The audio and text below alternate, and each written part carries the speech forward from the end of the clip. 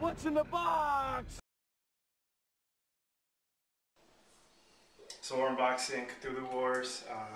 You see the Green Eye Games logo on the front. This is number 1390 of 10,300.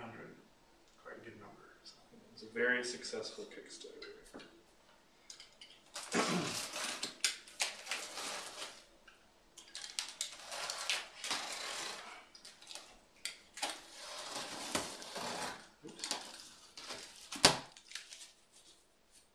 Oh good, there was cardboard.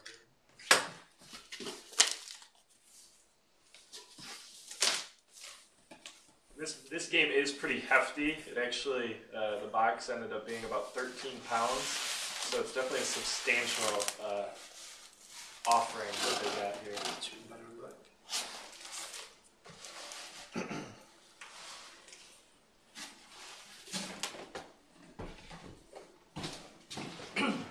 Very nice and heavy. I don't know if it comes through on the camera, but there's kind of like a very subtle tentacle design with the faction symbols on it. So it's not just a plain black box. On the sides we have some of the various monsters. Oh, they show some actual size things for any doubters out there. And the big Cthulhu himself. And let's get a shot of the back of the box. Yeah, it's hard. It does denote that it's a first edition Kickstarter. I guess there's 72 plastic figures in here, so that's what we all want to see, so let's get that opened up.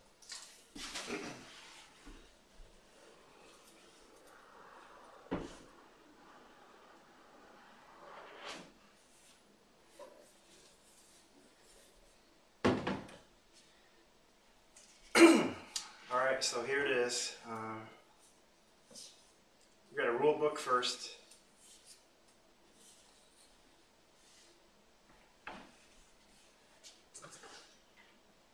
It's like basic gameplay, some strategies, a lot of colored illustrations.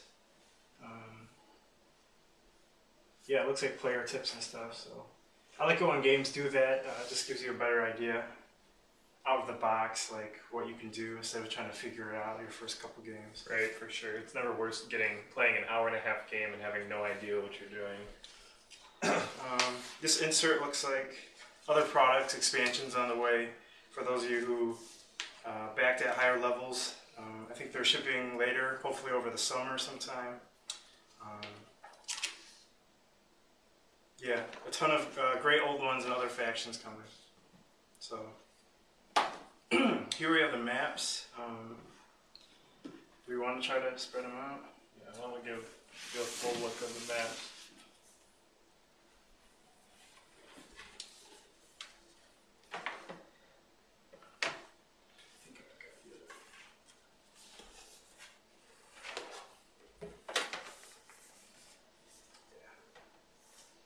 There we go.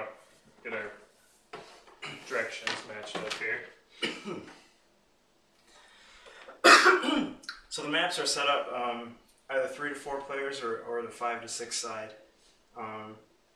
Only 4 factions in the box, but you can see there's starting areas for certain other factions that aren't released yet.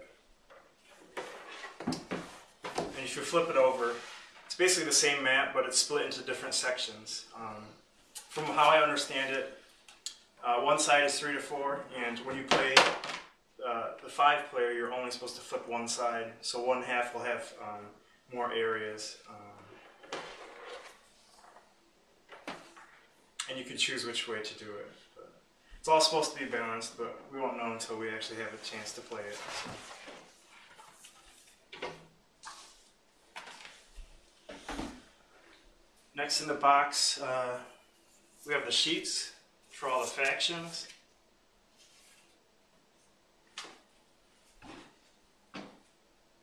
So you can keep track of basically your actions, your spell books. Each sheet also has a description of all your units, what they do, how many you're supposed to have, where they start. It's on Oh, wow. So there's a lot of lore on the back, too. Just talking about your Great Old One, what they've done, how creepy and disgusting they are.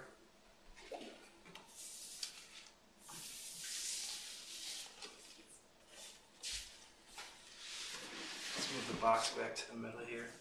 The ritual track, this keeps track of, I guess, when you're trying to do the rituals throughout the game. Basically, and it increases each time someone does it, so it gets harder to do, and after a certain number, that game ends, and you total up your points at that point. So, included for 3-player, 4-player, and 5-player. The cardboard is like a nice, like high quality with a good sheen on it. They definitely had a nice manufacturer for this.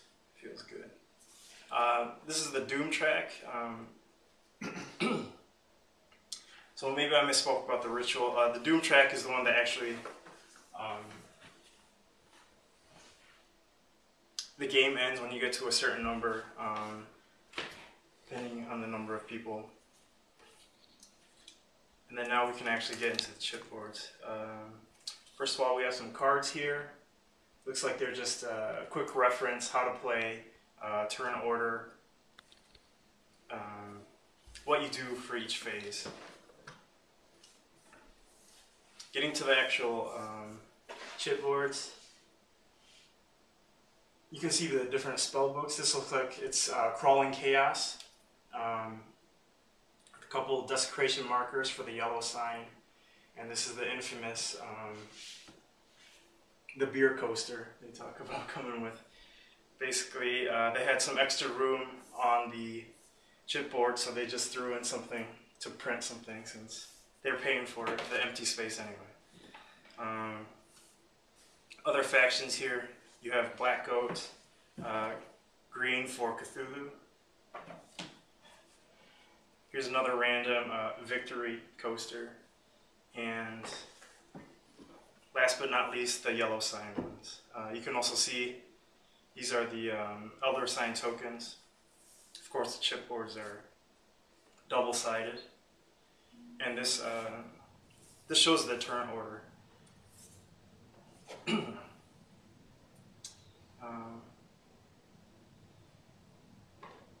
guess this is a nice quality dice bag, or something bag. Hold your chits. Yeah, maybe hold your chits. So something they talked about that was nice for this is they have this, I guess this tab cut out, so it's easier to take things out. You don't get that vacuum effect when you're trying to grab stuff. Exactly. Yeah. All right, so I've heard this is like the hardest. Oh wow, that is. You want to feel it, Jerry? Yeah. Oh my gosh. That's, yeah. So it's this super sturdy plastic, definitely protects your figures. I've heard people of having broken figures during shipment. I guess we'll take a quick look. I don't know how you would have a broken figure though in that. Really, you have to feel it to believe it. Yeah. It's like nothing you've ever expected out of a board game box.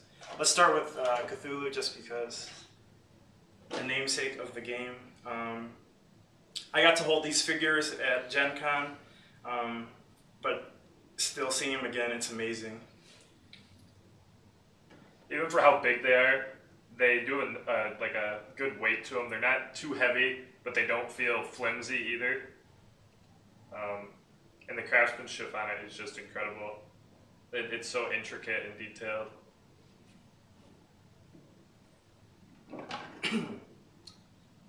Next, the blue faction is the Crawling Chaos. Nyarlathotep here. I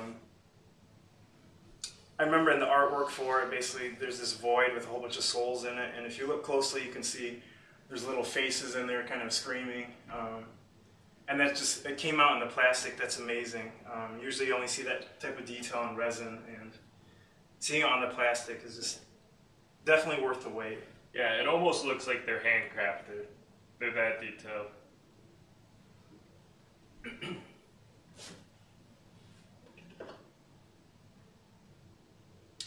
So with the yellow sign and Haster, I was never sure what to think about it. The giant head thing kind of always threw me off. It wasn't how I ever pictured it, but seeing it in person, just very different. I don't know. It's got so much more like character to it, you know.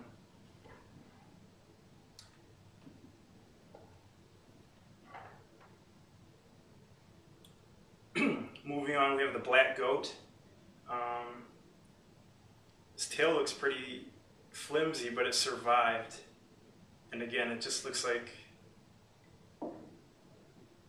this weird tree pig thing. Awesome. Yeah. The sculpt. Yeah. Looks like it would absolutely destroy you. Just the mother and its goat. I guess these are big enough to warrant some protection in the heavy case.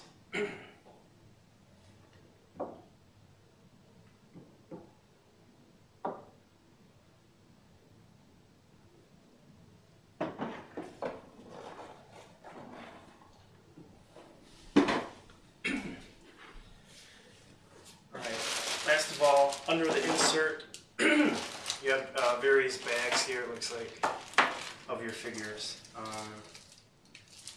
And a whole bunch of dice. Dice are used for combat, depending on who you're fighting with. Basically, each figure has its own number of combat dice it rolls during combat, and you have various results based on that.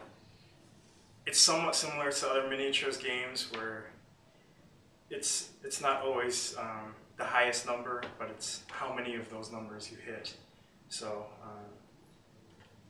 me, I'm a fan of rolling dice, even though they don't always work that well for me, but it's always fun to roll a handful of 15, 20 dice, especially if you do roll well. So let's pop into the first bag.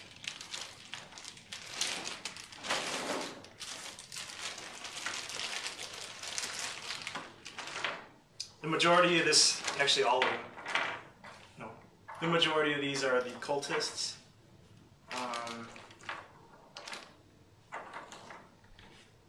Every faction has 6 of them. The detail on these is just amazing. There's a little face in there. It's like he's all wearing a mask. You can see a bookmark in the spell book. And even the little bases, they have like some type of glyphs on the side, like they've been written into. Again, the detail, it's just hard to explain or show off without really holding them in your hands. There's also some yellow sign. It looks like a mummy or something.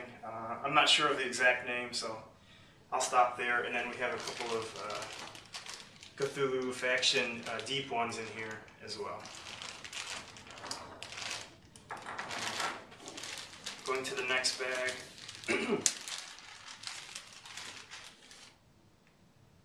I can't remember if these are night gaunts or hunting horrors,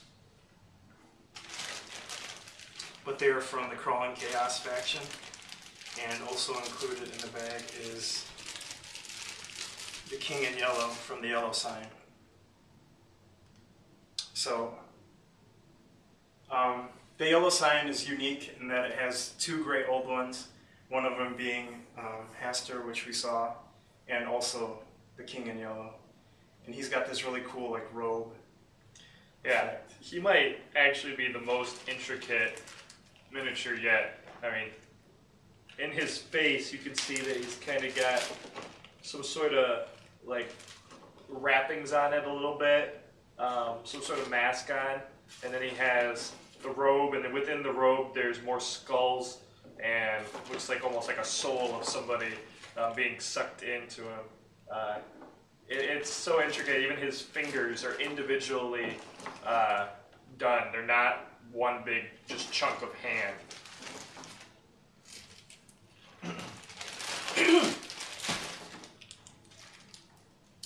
So finally, in the last box, we have the bigger creatures, the flying polyps. I think that's the hunting horror. We have Shoggoths for Cthulhu, star spawns,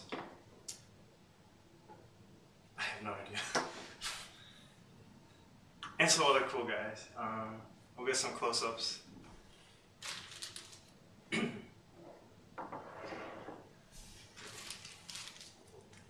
So it doesn't appear at first glance that any of the figures arrived broken. So I guess I'm glad for that. And finally, in this little bag, these are markers used to track your doom, I think, and basically your points for the turn. They could have gone with just something random, or just a pawn or something, but looks like they're sculpted, just mini monoliths or some type of weird non-Euclidean sculpture. Yeah, they kind of give you like a feeling of almost like the Easter Island like statues. Looks like you kind of make out a face if you really something tried. Looks like something unearthly, definitely made, but you know, very Lovecraftian. Exactly. So overall, everything is just. I mean, you could feel the theme even without playing any of it. And again, the figures. If you have a chance to just see them, hold them up close, do so. Just because I've never seen any board game with any figures of this quality. They kind of give you an idea of all the scaling of them. I mean, you have all the way from this huge, massive Elder One, all the way to this tiny little monolith. They did a really good job with the sculpting on these. Yeah, I mean, Cthulhu feels like he could basically eat all the little guys. Yeah, as he should. So definitely check it out. And make sure you continue to watch our channel. We're going to try to put up a video review and maybe a play session as well. So we're definitely looking forward to the expansions, some of the Kickstarter exclusive markers and gates and stuff. So as we get those in, we'll put up more videos as well. So thanks for watching, and I guess we'll talk to you next time.